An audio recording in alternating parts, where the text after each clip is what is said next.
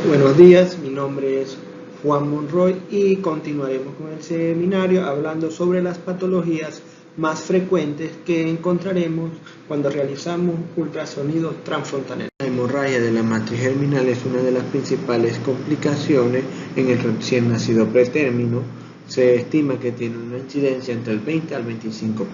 La matriz germinal es una estructura altamente vascularizada formada por células precursoras de los neuroblastos. Al inicio de la gestación ocupa la totalidad del sistema ventricular en una capa subependimaria y alcanza su mayor tamaño entre la semana 23 y 24, persistiendo al final de la gestación un pequeño área sobre la hendidura caudotalámica. Entre los principales factores de riesgo tenemos una edad gestacional de menos de 32 semanas y un peso al nacer inferior a 1.500 gramos. En su patogenia intervienen dos condiciones que se producen en el pretérmino: las fluctuaciones bruscas de la presión sanguínea por la inestabilidad del sistema cardiovascular y la ausencia de un mecanismo de autorregulación cerebral que mantenga un flujo sanguíneo cerebral constante. Para la clasificación se utiliza el sistema de Bursing y Papin, que tiene 4 grados, que son los siguientes: grado 1, hemorragia subependimaria; grado 2, hemorragia con una extensión intraventricular sin hidrocefalia;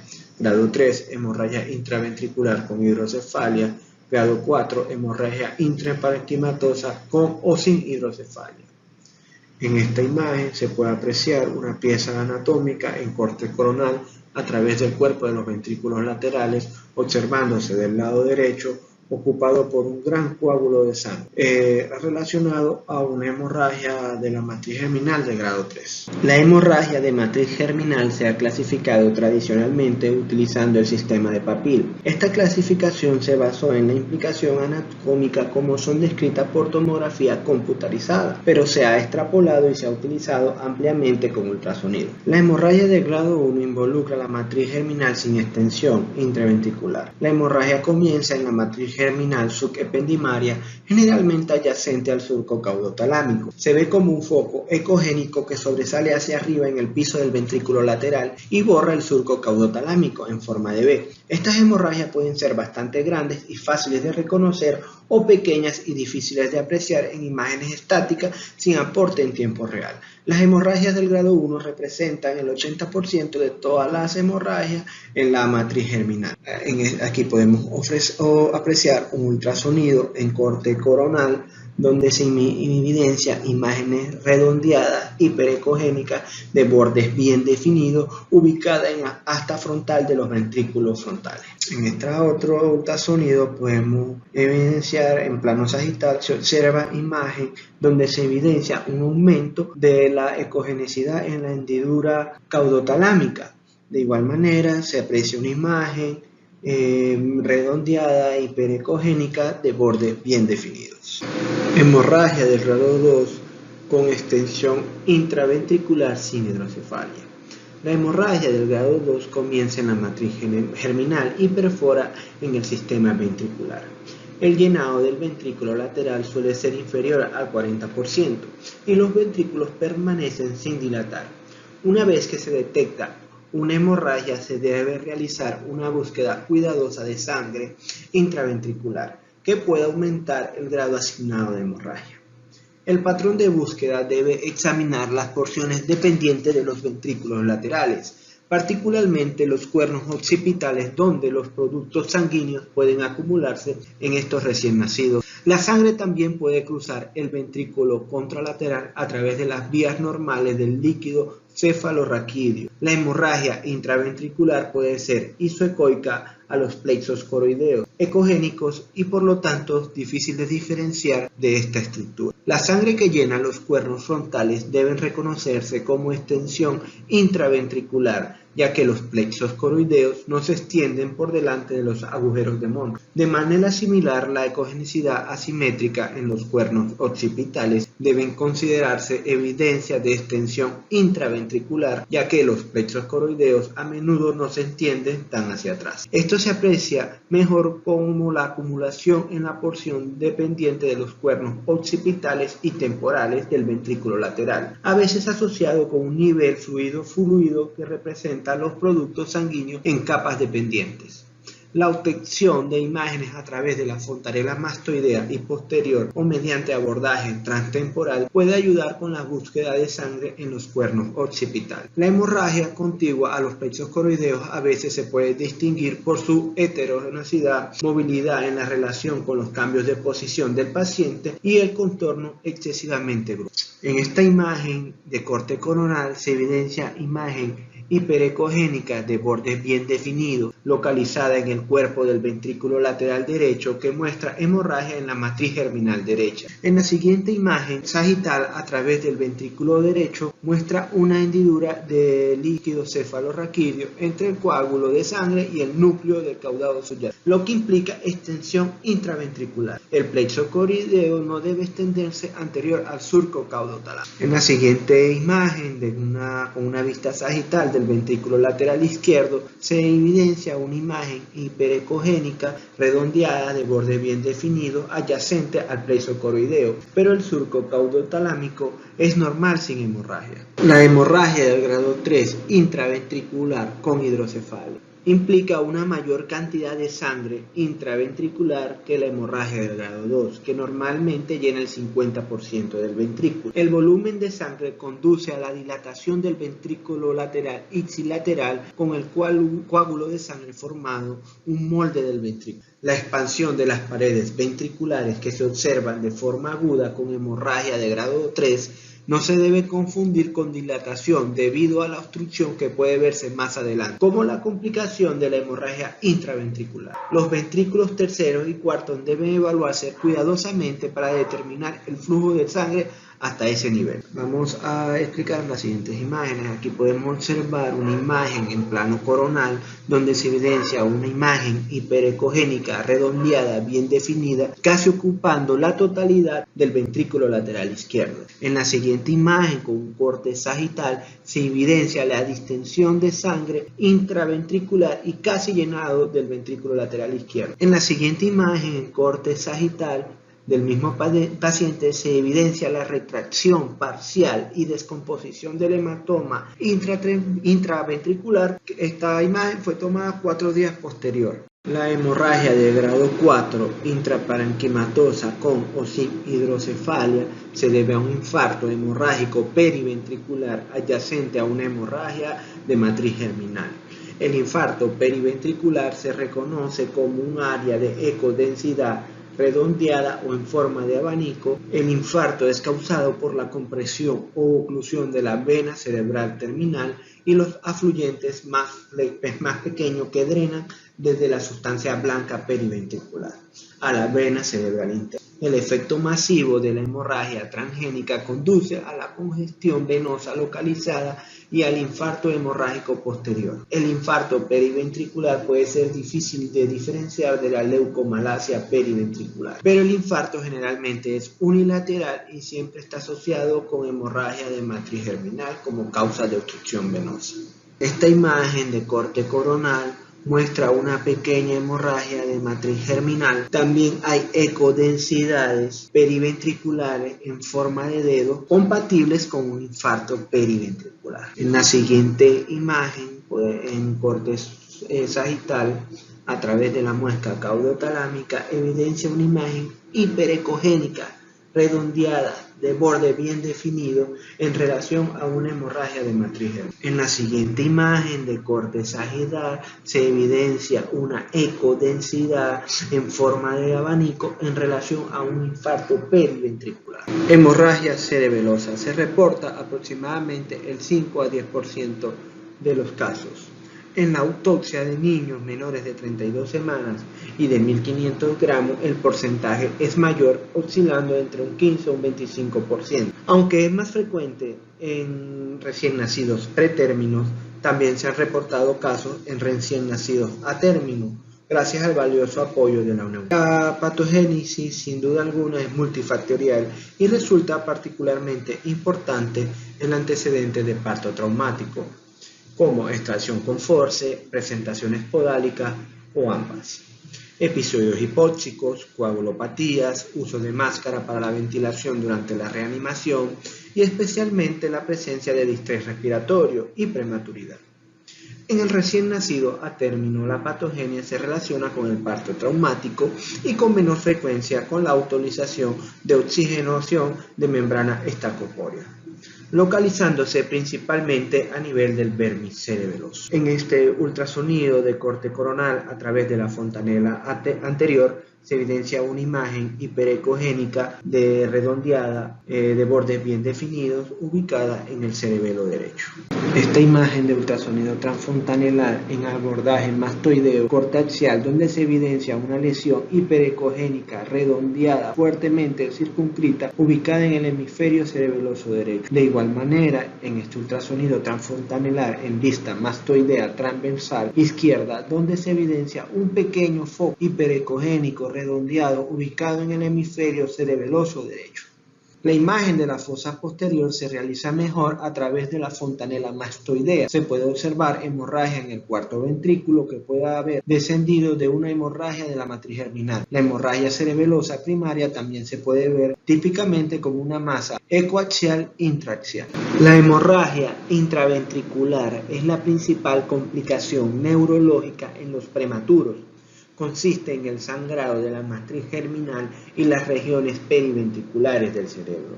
Su frecuencia y gravedad aumenta en la medida que es menor el peso al nacimiento y se halla entre un 10 a un 20% de los neonatos entre 1000 y 1500 gramos y hasta el 70% de los menores de 700 gramos.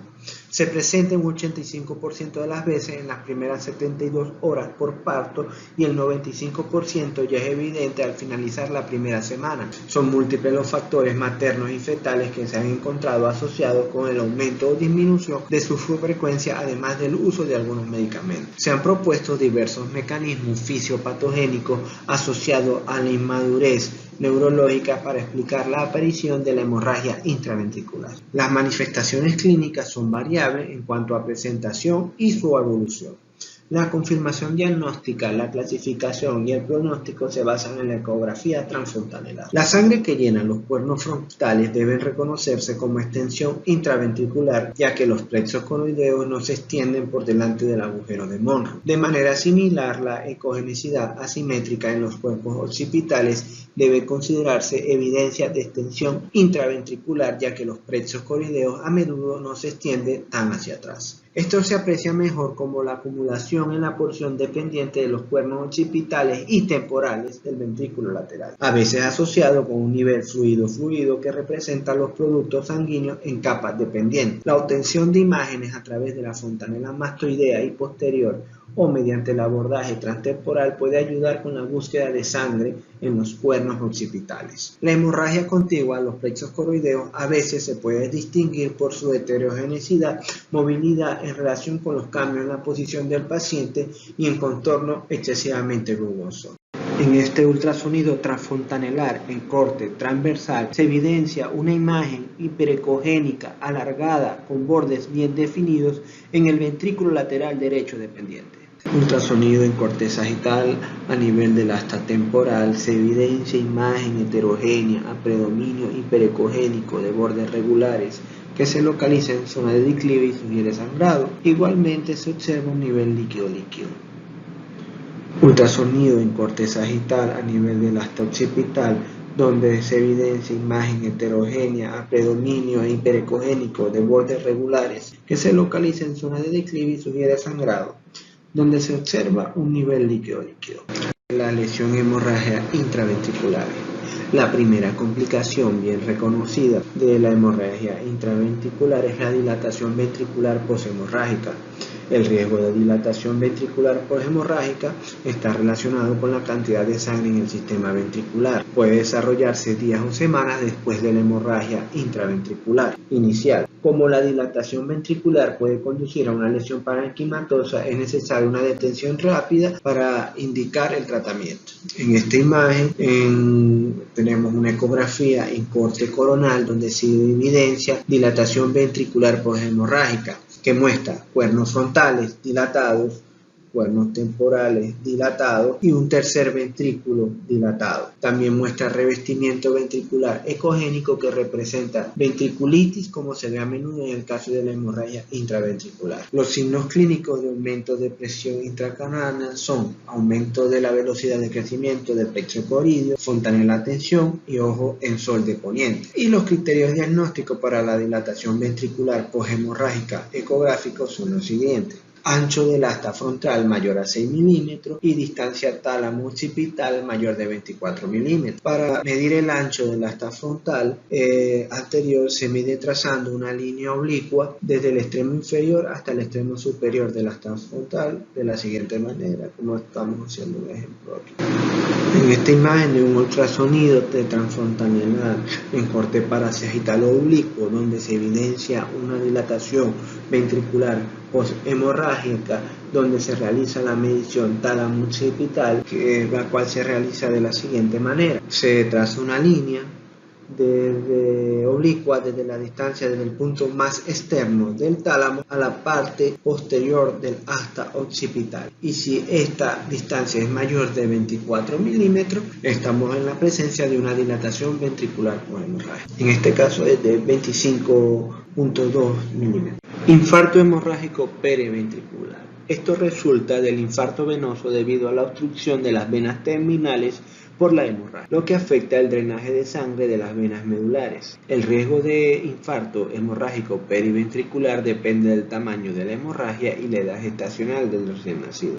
Recientemente encontramos una incidencia del 6% en los recién nacidos muy prematuros con hemorragia intraventricular. Se desarrolla principalmente poco después de la hemorragia inicial. En ultrasonido se caracteriza por una ecodensidad unilateral o sorprendentemente asimétrica en la sustancia blanca periventricular ipsilateral a la hemorragia. La ecogenicidad de la lesión disminuirá gradualmente y cambiará a ecoluescencias. La etapa final ecográfica generalmente es un quiste poroencefálico o varias lesiones quísticas más pequeñas. El resultado neurológico de los bebés con un infarto hemorrágico periventricular depende del tamaño, extensión y ubicación de la lesión. La detención temprana es importante para el pronóstico y el inicio de la intervención temprana. En ella incluimos fisioterapia, terapia ocupacional y la terapia del habla. En esta ecografía en corte coronal, donde se evidencia una gran lesión ecogénica en la sustancia blanca frontal ipsilateral a la hemorragia intraventricular. En esta ecografía de corte coronal,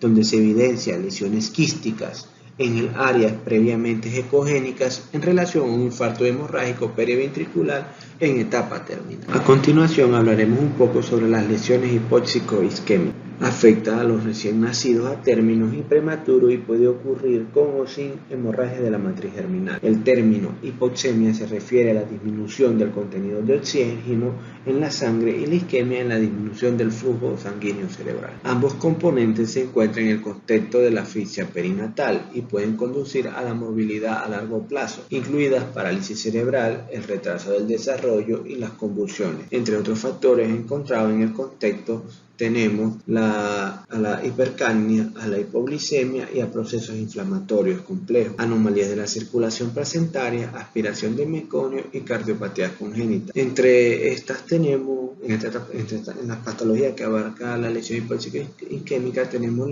el edema agudo con pérdida de diferenciación de la sustancia blanca. Esto se traduce con el aumento difuso de la ecogenicidad del parénquima cerebral, un cerebro brillante con pérdida de los detalles anatómicos de las diferentes estructuras, como borramiento de los surcos y cisuras, ventrículos virtuales. Un hallazgo de valor es que los ventrículos virtuales persistían más de 48 horas. Pérdida de la diferenciación entre la corteza cerebral y la sustancia blanca se aprecia como un borramiento de esta interfase normal o bien como un aumento exagerado de esta diferenciación. Para visualizar bien la región córtico-subcortical debe utilizarse traductores lineales de alta frecuencia de 10 MHz o superiores. La corteza normal es discretamente hipoecoica y sustancia blanca es levemente hipercoica y granular, con una interfase tenue entre ambas estructuras. Los giros o circunvalaciones aparecen como líneas ecogénicas en la periferia cortical. Se daña esta interfase normal por afectación de la sustancia blanca o cortical. Afectación gangliotalámica, incremento de la ecogenicidad en ganglios basales y tálamos. Si este hallazgo es manifiesto y persiste,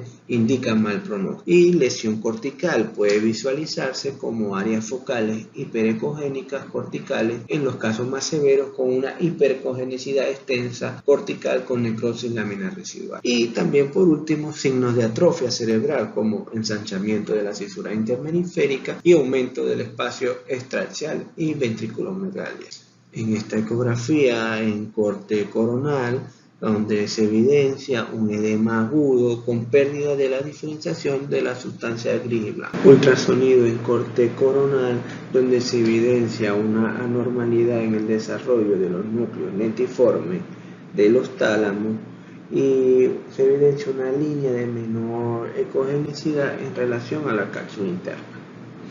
En esta imagen tenemos un ultrasonido de corte coronal, donde se evidencia un ensanchamiento del tercer ventrículo y agrandamiento de la fisura interhemisférica en el espacio extracerebral. Leucomalacia periventricular es la afectación de la sustancia blanca próxima a los ventrículos de cualquier causa, predominantemente en pretérminos con una prevalencia del 2.6%, disminuyendo su incidencia con el aumento de la edad gestacional. La causa principal son isquemia cerebral en niños prematuros en estado crítico, inmadurez vascular cerebral asociada a autorregulación vascular alterada. Los hallazgos ecográficos inmediatamente posteriores al evento isquémico suelen ser normales. En las 2 primeras semanas existe un aumento de la ecogenicidad de la sustancia blanca periventricular, bilateral simétrica o asimétrica alrededor de las astas frontales y trígonos de los ventrículos laterales a lo largo de todo el ventrículo lateral. En este ultrasonido de corte coronal a través de la fontanela anterior muestra ecodensidades periventriculares anteriores. Ultrasonido de corte coronal a través de la fontanela anterior, donde se evidencia ecodensidades periventriculares posteriores. De igual manera, ultrasonido en corte coronal a través de la fontanela anterior, donde se evidencia cambios quísticos bilaterales severos a la sustancia blanca anterior. Esta se toma 2 meses posteriores. A los 2 o 3 semanas del evento se produce encefalomalacia quística, que son cavitación y formaciones de quiste de variable tamaño de entre 1 milímetro a varios centímetros en el área de aumento de la ecogenicidad, que posteriormente se colapsa con gliosis de la sustancia blanca profunda, ventriculomegalia y surcos prominentes secundarios a la atrofia cerebral. En esta imagen, que es un ultrasonido de corte coronal a través de la fontanela anterior, donde se evidencia cambios quísticos bilaterales severos en la sustancia blanca posterior. De igual manera, en este ultrasonido de corte sagital, donde se evidencia necrosis quística severa de la sustancia blanca. A continuación hablaremos un poco sobre el artículo de actualización que lleva por nombre el predictor del ultrasonido craneal más útil en el resultado del neurodesarrollo a los 2 años para el recién nacido pretérmino. En este artículo, un total de 343 bebés pretérminos nacidos entre el 2005 y 2010 atendidos en el Hospital de Mujeres y Niños WK, se revisaron los exámenes seriados de ultrasonido craneal para detectar hemorragia intraventricular y leucomalacia periventricular quística. Se midió la relación ventrículo-cerebral. El resultado de desarrollo neurológico se evaluó mediante el rendimiento de la escala de Bayley, de lactante y desarrollo para niños pequeños a los 2 años de edad. El retraso mental fue definido como tener un puntaje combinado de Bayley 3 menor de 80. La escala de Bayley valora globalmente las áreas evolutivas más importantes, permitiendo determinar de forma simple y precisa el nivel de desarrollo infantil, así como identificar tempranamente el retraso en el desarrollo y obtener información válida para planificar la intervención. La relación ventrículo-cerebro se mide en la imagen de ultrasonido craneal coronal tenida a nivel del agujero de Monro, dividiendo la distancia entre los márgenes laterales de los ventrículos laterales por la distancia más amplia entre las tablas internas de la bóveda craneal. Como conclusión, que la relación ventrículo cerebral mayor a 0.35 en la ecografía craneal en recién nacidos prematérminos es el predictor más fuerte de retraso mental de la puntuación de Bayley a los 2 años de edad. Y muchas gracias por su atención, espero que le haya gustado este seminario.